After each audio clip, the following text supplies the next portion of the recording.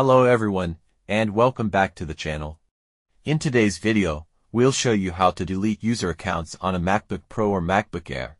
So without any further delay, let's get started.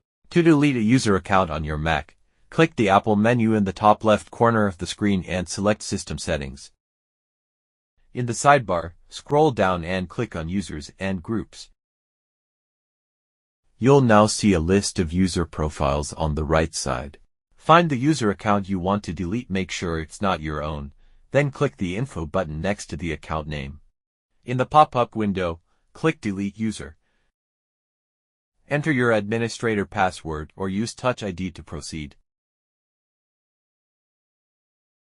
Next, choose what you want to do with the user's home folder. You can save it in a disk image or delete it completely. Finally, click Delete User again to confirm and complete the process. And that's it for today's video. Don't forget to like, share, and subscribe to the channel. Thanks for watching, and we'll see you in the next one.